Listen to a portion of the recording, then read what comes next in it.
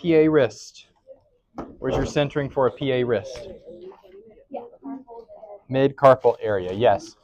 Why is this the preferred method of positioning a wrist versus this? Come on. You do know. So come to the side if you want to. You can look, okay? See my hand here when my fingers aren't flexed. When my fingers are flexed, the OID goes down that little bit more, okay? So, I know it was in there. You were close. I heard it coming. So that's PA wrist, okay? I always try to give about 2 inches above, 2 inches below on my collimation, okay? We are going to mark it.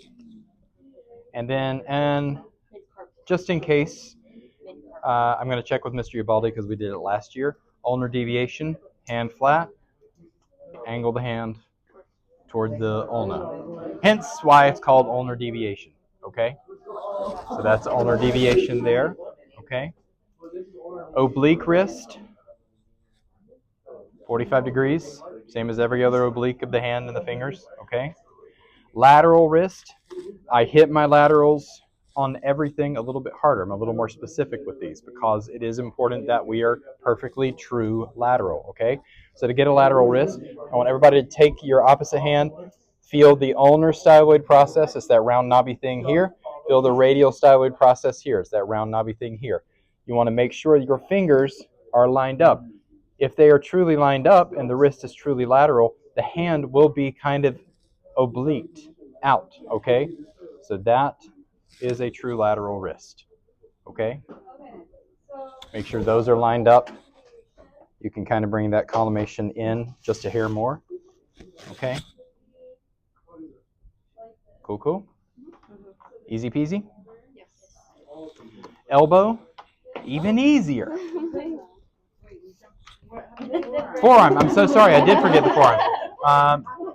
Can I have that 14 by 17 right there? Actually, no, that's an 11 by 14. I knew the evening class left a 14 by 17 in here. If I can get it out. We'll see people who try to do it this way. That ain't it, okay? Why? Because now this is at an angle. My humeral epicondyles, instead of being like this, they're now like this, okay? Drop it down. Palpate the epicondyles. Make sure they are nice and superimposed, okay? Questions? I dropped my coffee. That's important. It did not, thank God. Let me have that 10 by 12 one more time, if I may. There's one right there. We're good, April. Let me have that one. 8 by 10 is about, well, that's a 5 by 6, I think. 8 by 10 is like really small. All right, elbow. I love an elbow. April? What size does it say? I've just been doing it 20 years, April. You think I can't recognize the size of this? Well, the inside of the little outside is 8%. That was very specific and confusing. Clear as mud. Clear as mud. Thank you. So, AP elbow. You're going to palpate the actual elbow joint, where it bends, okay? You're going to center to the center of the elbow joint. That's an AP, okay? You're going to make sure that those humeral epicondyles are in the same plane, equidistant from the IR, okay? That's an AP, okay? How do you do a medial oblique of the elbow? Anybody know? Rotate lateral. It is so easy. You ready? Right here. Oh, Just that simple. You said AP oblique?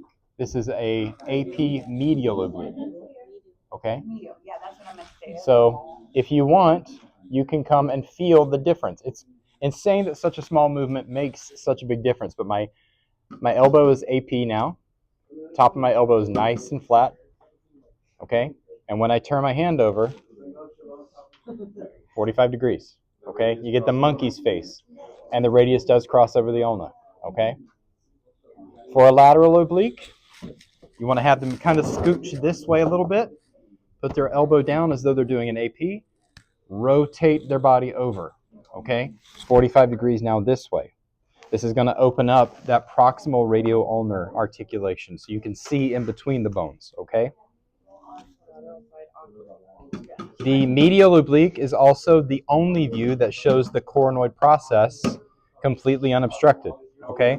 That's the bottom jaw on that monkey's face, okay? That too, yes. Is there a risk for anyone falling in that position? Not generally. I've never had that issue. But if you're worried about it, then obviously just make sure that they are scooted as close as they can with as much of their arm on the table as possible so they can kind of rest on their shoulder, okay? Lateral elbow. We're going to do the same thing as we did for a lateral forearm.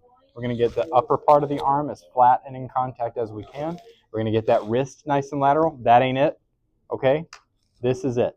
Everything is lateral. Lateral's a lateral's a lateral, okay? You're going to hear me saying that in your head. And the IRs change anyways on that one? Yes. Ideally, yes. Let me think about it. Yes, like this. Because this is how it would be hung with the humerus pointing up, okay? Okay, centering on the elbow joint, again with those humeral epicondyles perpendicular to the IR. You can palpate them to make sure that they are where they need to be. Elbows at a 90-degree angle, okay? And does this collimation stay at 2 or 2.5? I give about, why? My kingdom for a collimator that works. So about like that, okay? I love that. What is that? Whatever that is. I can't really see it. So if there's about there, yeah. And you want the back of the elbow too, right? You want this soft tissue included. Okay? Questions? So your humerus is the long axis of the body, right? Humerus is in the long axis of the film, okay? Sad. You need the one that hangs around your I do. I need an infusion, actually. Okay.